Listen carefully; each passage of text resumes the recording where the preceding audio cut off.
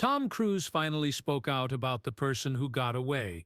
The Hollywood star finally told her she was his true love when he was 62.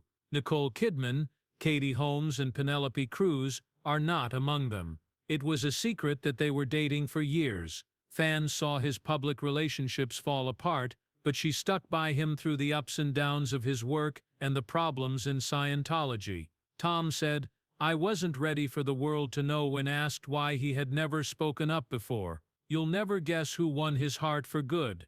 Tom Cruise was born in Syracuse, New York, on July 3, 1962. "My real name was Thomas Cruise Mapother IV, and I had a hard childhood. The father was mean. The family was poor, had 3 girls, and moved around a lot. He had been to 15 different schools by the time he was 18. Almost every year the school is different. Moving meant meeting new people, learning new rules, and not having any real friends. Shaped him and made him hungry." In 1971, he and his family moved to Ottawa. Tom got to try acting for the first time, 10 years old, formed in a small school play called It T. Not much, but the school football team tried out for a school play after being caught drinking beer before a game. Eisendall's play made things real on stage and changed everything. People loved him. He wasn't just playing, he was becoming. Made a brave choice in 1980 right after high school. He only had $500 with him when he went to New York City. While looking for work, he was a busboy and a servant. His full name was Thomas Cruise Mapother IV, but he changed it to Tom Cruise. He trained at the theater in the neighborhood. He did everything he could. In 1981 he got his first big break. He had a small part in the movie Love, just a few lines, but it led to Taps, where he was only meant to be a supporting figure. The director liked his act so much that he was given a bigger part. As the Cruise worked hard, people began to notice. After that, The Outsiders came out in 1983. His role was Steve Randall. It wasn't the lead role, but he was cast with future stars. He belonged with that group, but doing what he did was dangerous and changed the rules. Cruise played Joel Goodson in the 1983 coming-of-age movie The Last Days of High School, which was about a senior who turns his house into a brothel. It was crazy, old and funny. It made $63.5 million, but it cost only $6.2 million to make. Not everyone liked the show. They could remember it. In one scene he became famous for dancing to old rock and roll songs in his underwear. He was up for a Golden Globe. He was no longer just making plans. He was famous, but Cruise wasn't like other young stars. Even in Taps he wouldn't take stand-ins. He did things that were dangerous. Off-screen he stayed in character on The Outsiders. The directors saw it. He got ready better than anyone else. He learned texts with color codes by heart. He listened to books. He moved around as he learned words. It helped him get over his reading problem. The things that hurt him made him stronger. In 1984, Footloose brought new life to Hollywood. They gave Cruise $2 million, but he turned it down. What he picked instead was a risky fantasy movie called Legend. It didn't work. Some people said he hurt his career, but Cruise didn't get scared. With Top Gun in 1986, Tom Cruise went from being a rising star to a Hollywood king.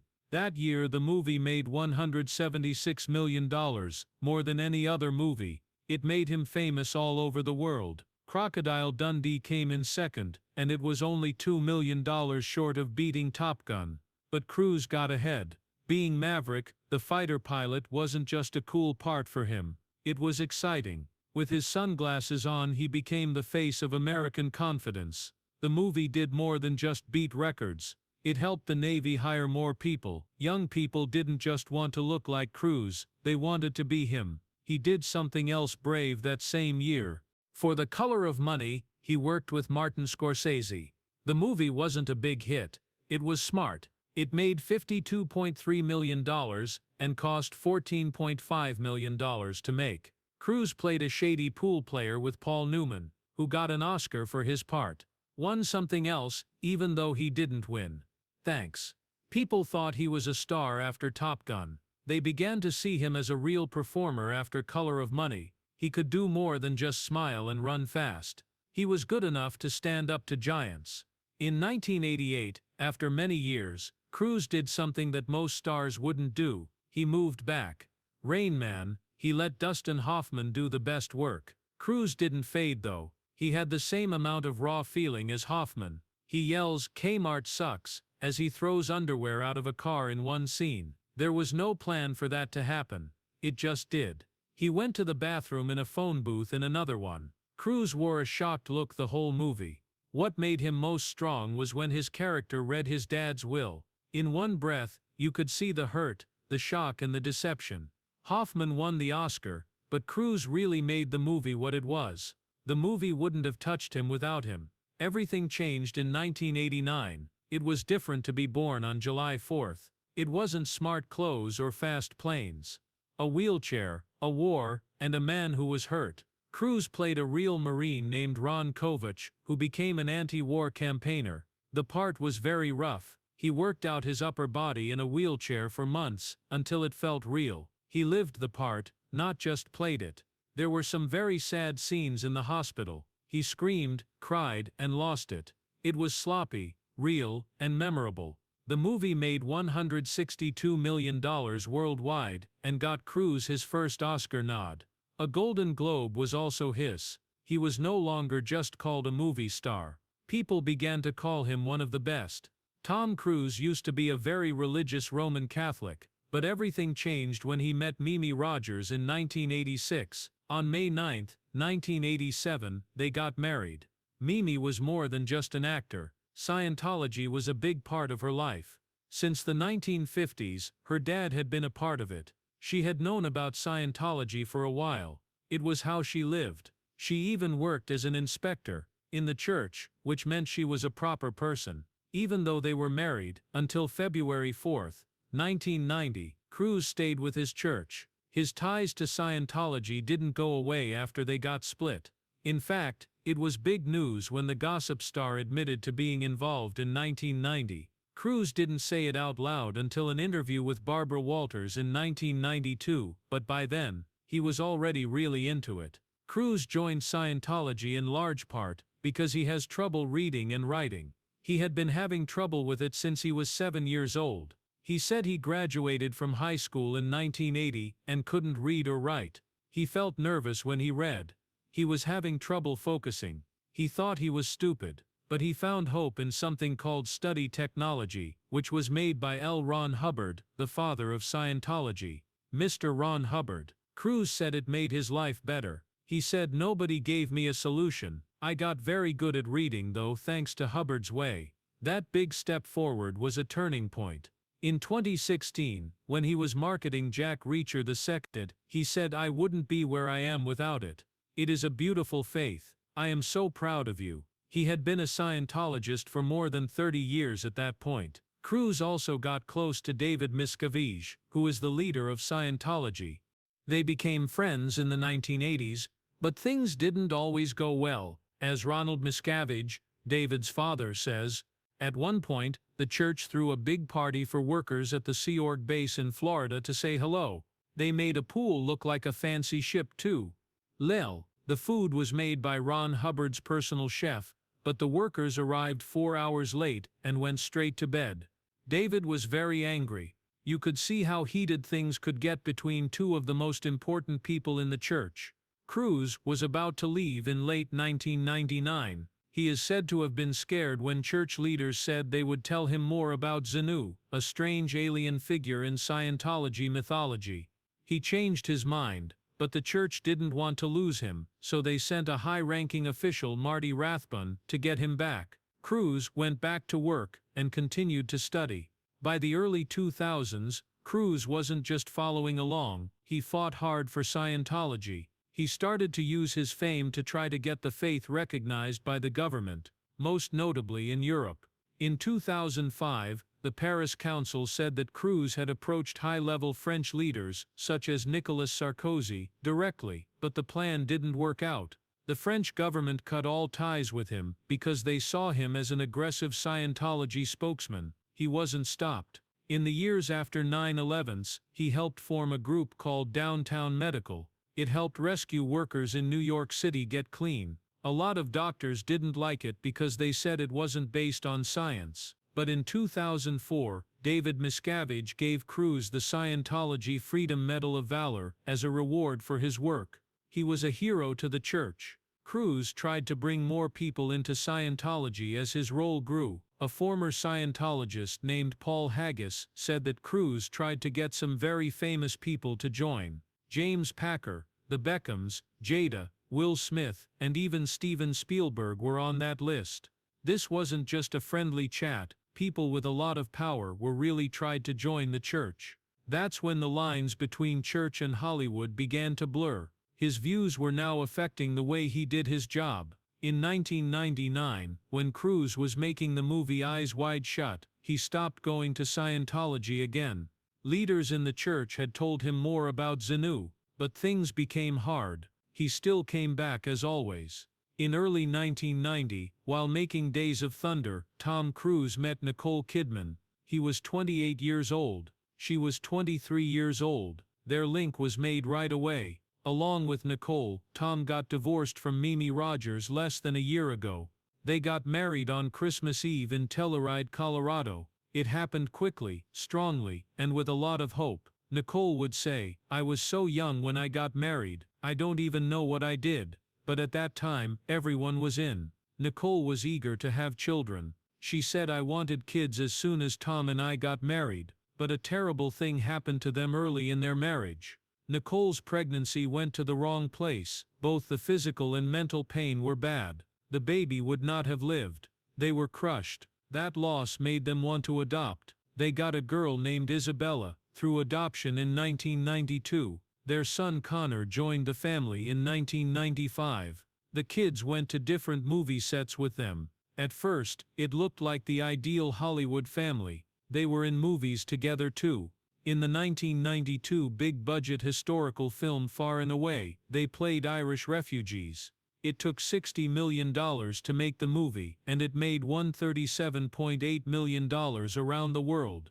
After 7 years they worked together again on something much darker. Kubrick's eyes were closed tight. It was planned to film for 6 months. It took 2 years. They made the movie in England, far away from everything. Kubrick kept them alone and asked them a lot of personal questions. He also used parts of their real marriage in the story. Nicole told me that they used to race go-karts at 3 a.m. to get rid of steam. She even said she would have stayed for a 3rd year if Kubrick had asked, but he passed away 4 months before the movie came out. One of the weirdest movies either of them had ever made. It was his last. Behind all the fame, they had a hard time in their personal life. That loss of a baby early stuck with them. Nicole said later, "We lost a baby early on, which was really sad." She told everyone about their problems, but adopting Bella and Connor helped them get better. It wasn't the family they thought it would be, but it turned into a family they made. After that, in February 2001, everything fell apart. To get a divorce, Tom Cruise filed. Nicole didn't guess it would happen. Some news sources say she was 3 months pregnant at the time, but she unfortunately lost the baby. There was no more fighting after 6 months. Tom took the kids to Los Angeles to stay with him. Nicole went back to Australia. The family was split. A lot of things changed quickly after the split. By 2012, Isabella and Connor were said to be closer to Katie Holmes, Tom's new wife, than they were to Nicole. But Isabella said, "I love you, Mom," one time. "She's my mom. Wonderful. I talk to her and see her sometimes." The link had clearly broken down though. Nicole didn't think this would be her life when she married Tom for the first time. Nicole was filming the whole time. Though her heart was broken, her show was one that everyone will remember. She got the award. While everyone cheered, she was quietly crying. After many years, she talked about how the split had changed her. She said that Men wasn't just another courtroom thriller. It was a turning point in Cruise's career. His cocky, quick-talking Navy lawyer stole the show, especially in the final fight when he demanded the truth, and Nicholson lost it. Just that one scene changed the path of movies. The movie made more than $243 million around the world. But more importantly, it showed Hollywood that Cruise was no longer just a pretty face. He could get serious and deep, and still get people to the movies. Then he did something even more dangerous in 1994. That's what he did.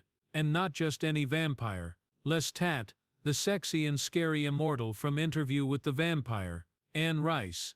The book's author didn't like the choice. They told Cruz he was wrong, but Cruz didn't care. He put everything he had into the part. When the movie came out, even Rice realized she was wrong. To say sorry, she bought a full-page ad. He was that good. The movie did well, and Cruz once again showed that he was willing to take chances.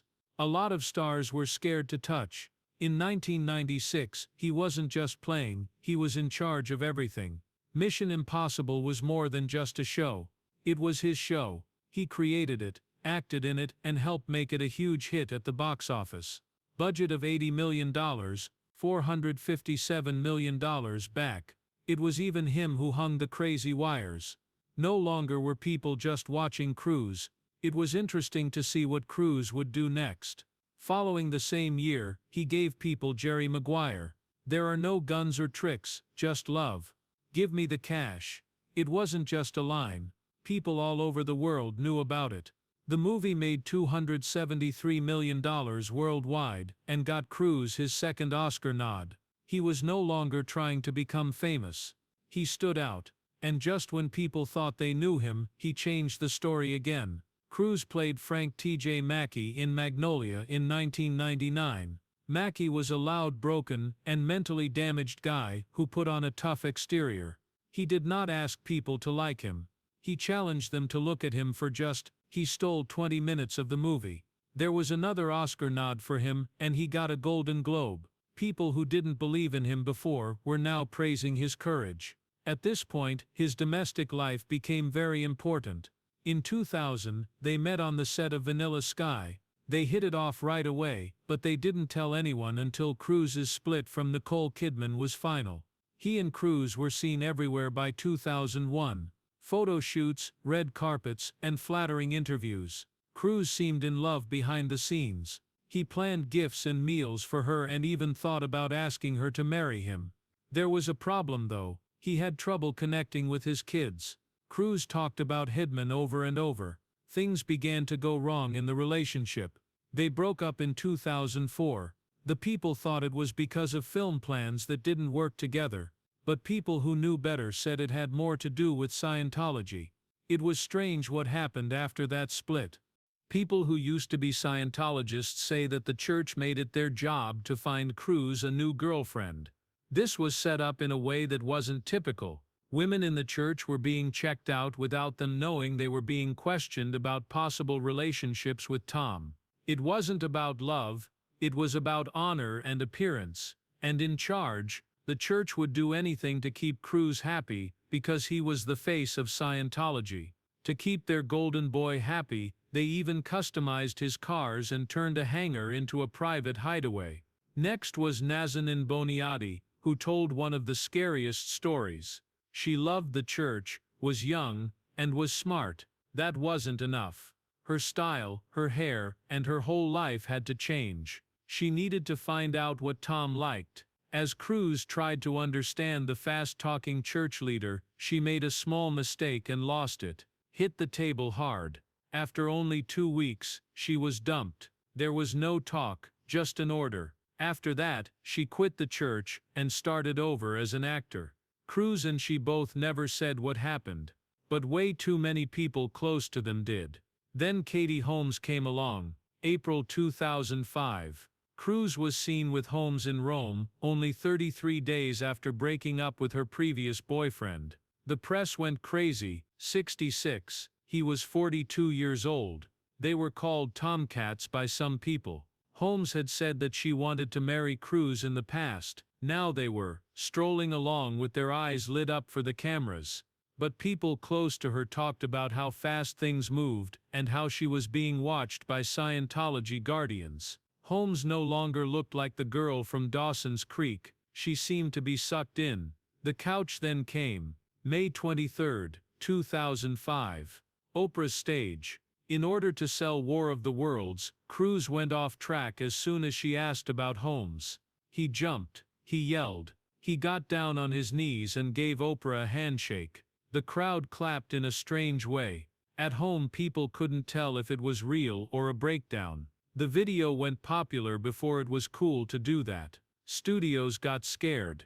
It was said that Paramount lost as much as $50 million. Women, people especially those who had been crazy about Cruz for years, turned away all of a sudden. The golden boy of Hollywood turned into a joke in a matter of minutes. Things were great for Tom Cruise until June 2012, when they all went downhill quickly. Katie Holmes asked for a divorce without telling him, which caught him by surprise. Even though they had been married for almost 6 years, Holmes had a reason. She was afraid that Scientology would hurt their daughter Suri. Cruz himself said this was true. During an interview for a case a year later, everything was planned behind her back by her lawyers. The split was completed in just 2 weeks. Katie not only left Tom, but she also left the church. She wasn't going to let Cruz fully convert Suri to Scientology, according to reports. It wasn't just that blow. Years ago in 2006, he had a big setback in his business. His 14-year partnership with Paramount Pictures as a company partner finished. It was cruel and everyone saw it. The head of Viacom said that Cruz's recent actions had hurt his reputation and his movies. It's nice to know that Mission Impossible 3 made $390 million, but then you remember that War of the Worlds made $591 million. Forbes had just named him Hollywood's highest-paid star a year before, with $67 million made in just 1 year. That didn't matter though. His name was too important to risk, so they let him go. Cruz had to get back on track quickly. In 2008, he did something that no one saw coming. He stopped being so gross, loud, bald and bad-mouthed. No one saw that job coming. Cruz made up the silly studio boss character on his own. The Tropic Thunder. With fake chest hair and makeup on, he danced, screamed, and cursed his way back into Hollywood's good graces. People were shocked when they saw that it was really him. The risk paid off. His jokes made people laugh with him instead of at him. Next was Mission Impossible: Ghost Protocol, which came out in 2011. Cruz changed the tone of the series from drama to jaw-dropping action. He used only a wire to climb the Burj Khalifa, which is the world's biggest building. Everything changed when that trick was done at 2,722 feet with winds of 79 miles per hour. People stopped talking about his personal life and began talking about how brave he was. The movie made almost $700 million. The next book was Rogue Nation, which came out in 2015, making an extra $682 million. Cruz really did come back, but he didn't stop there.